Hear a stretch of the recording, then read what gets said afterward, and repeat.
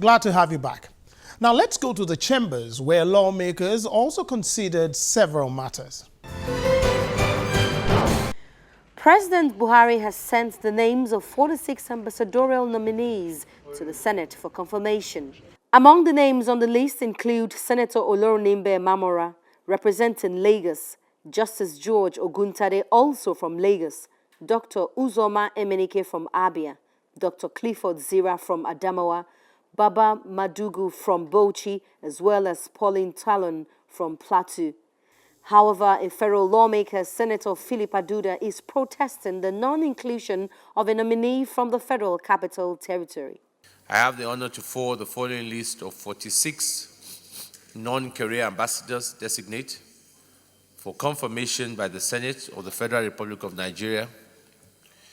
Their curricular vitae will be submitted in separate cover to the Clerk of the National Assembly. This second batch completes the list of my ambassadors designate. It is my hope that this will receive the usual kind, prompt attention of the distinguished members of the Senate of the Federal Republic of Nigeria. Please accept, distinguished Senate President, the assurances of my highest regards, Muhammadu Buhari. In a bid to address what it says is the alarming devastation caused by flooding, the House of Representatives is calling on the executive to make urgent and special releases from the ecological funds to Osun and other states to assist them permanently check the effects of the seasonal problem. The motion raised by Representative Mujid Alabi drew the attention of members to the challenges some of the states are facing economically, which is making it difficult for them to find lasting solutions to the floods. The motion passed unanimously, and 3 committees of the House have been mandated to meet with the Ministry of Environment and other relevant government agencies to ensure prompt execution of the flood control projects in the 2016 budget.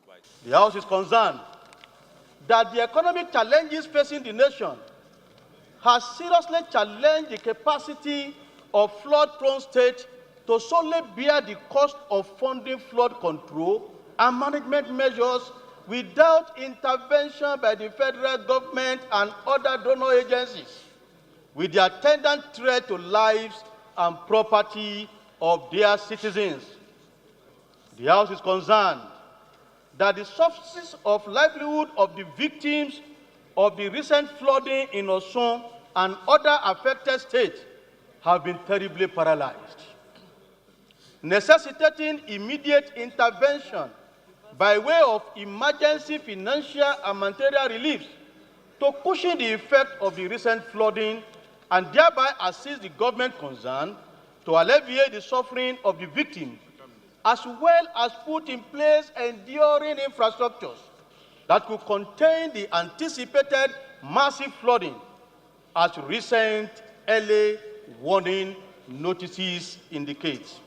A bill for an act to enact the Witness Protection Program Bill and the Whistleblowers Bill has passed through second reading in the Senate.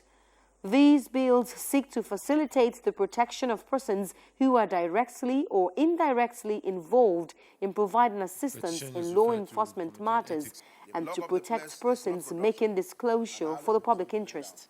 The Senate is merging the Witness Protection Bill and the Whistleblowers Bill because of similarities in what they both intend to achieve. The Senate is mandating its Committee on Judiciary to work on the bills and report back in 2 weeks. The effectiveness of Nigeria's legal framework and fight against corruption and fraud depends on the quality of the country's whistleblowing standards protection. The absence of its inadequacies are harming the citizens, the economy, and the rule of law. When corruption, fraud, and crimes go undetected and unpunished, everyone loses. Suspected cases of corruption must be reported by the citizens, investigated by the appropriate government agencies, and prosecuted by courts of competent jurisdiction.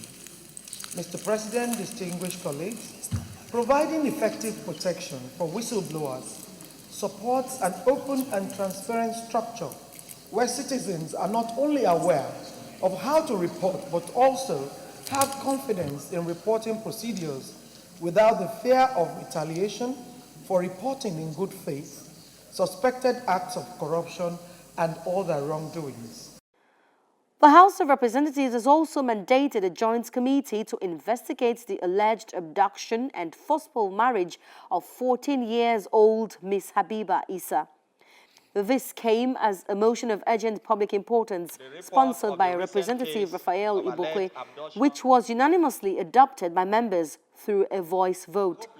The lawmaker told the House that the situation has caused untold psychological pain to members of her family and that something must be done to check the trend which poses potential threat to the peace and unity of the country. The House notes with great concern the report of the recent case of alleged abduction and marriage of a 14-year-old Nigerian, Ms. Habiba Issa, from Wakasa community in Gudun, Kankara local government area of Katsina State.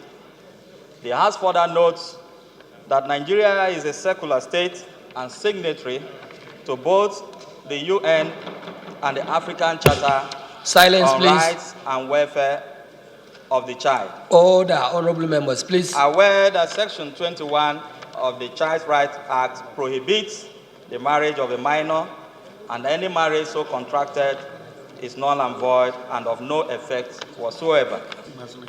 Concerned that the alleged marriage was without the consent of her parents, who have been reported to be under threat and harassment over their request for the release of their daughter.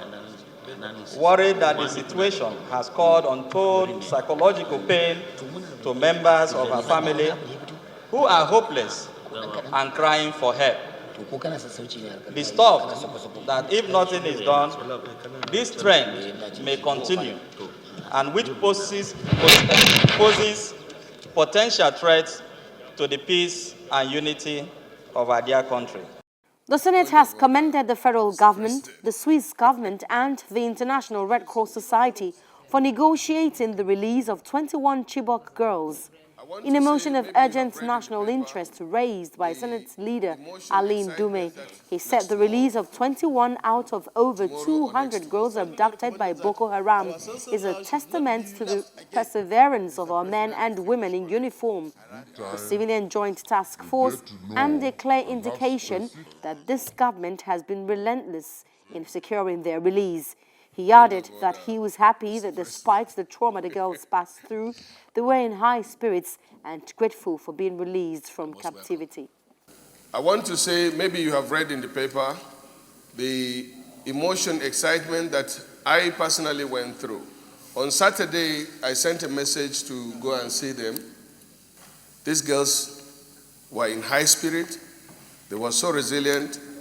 And when I asked them what they need, distinguished colleagues, you'll be surprised.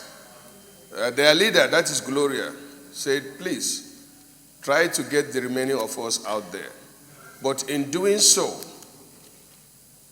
she begged me to talk to the Air Force that if they carry out the air surveillance or raid in Sambisa, they should be careful so that they don't kill those that they left behind. I was really touched. But to cut it short, Mr. President, I still want to thank everybody here because the Chibok girls, 219 of them, are not the only girls that were abducted during this madness. The number is not known, but there are more than 1,000, I can bet on that. Some of them have gone unnoticed. Some of them are missing. Some of them, only God knows where they are or what condition they find themselves. A lot of motions are considered by the lawmakers every week, a lot of which appears not to address the issues they're meant to. Something for the National Assembly to consider and address. Well, thank you for staying with me on this week's edition of the program. Let's do this again next week, same time. Till then, take care.